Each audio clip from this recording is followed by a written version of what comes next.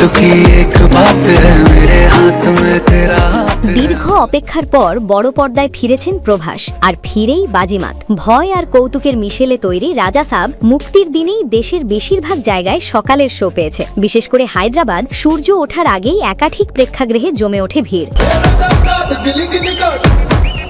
এই দৃশ্য প্রমাণ করে দেয় প্রভাস মানেই আলাদা আবেগ। প্রিয় নায়ককে প্রথম ঝলক দেখার অপেক্ষায় ঠিক করছে দর্শক সারি, কিন্তু অপেক্ষা করতে করতে ধৈর্য হারান কেউ কেউ। কোথাও দরজায় ধাক্কাধাক্কি, কোথাও আবার পাঁচিল টপকে ভিতরে ঢোকার চেষ্টা। দরজা খুলতেই শুরু হয় হুড়োহুড়ি, কে আগে প্রভাসকে দেখবে। স্বস্তির খবর, এই বিশৃঙ্খলার মাঝেও কোনো হতাহতের ঘটনা ঘটেনি। 2 বছর আগে মুক্তি পাওয়া কালকি 2898 এডি আজ অনেকের মনেই স্পষ্ট নয়, কিন্তু তাতে কি প্রভাসের জনপ্রিয়তা কমেছে? একেবারেই না, বরং সময় যত যাচ্ছে তার ফ্যান বেস ততই আগ্রাসী আর আবেগপ্রবণ হয়ে উঠছে। রাজা সাব তারই প্রমাণ। সিনে নহলের মতে থালাপাতি বিজয়ের জানা নায়াগান মুক্তি না পাওয়ায় এই মুহূর্তে বক্স অফিসে প্রভাসের কোনো সরাসরি প্রতিদ্বন্দ্বী নেই, আর এখানেই তৈরি হচ্ছে বড় সুযোগ।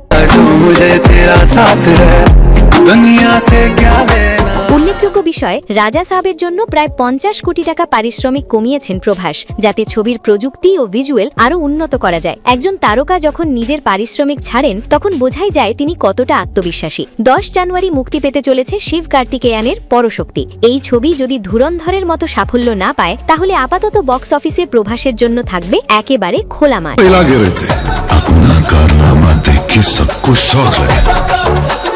এমনটাই মনে করছেন বিশ্লেষকেরা। সব মিলিয়ে বলা যায়, রাজা সাব শুধু একটি ছবি নয়, এটা প্রভাস ভক্তদের আবেগের বিস্ফোরণ। পাগল হো গয়া হ্যায় ক্যা? तो देख क्या रहे हो, भागो यहाँ से।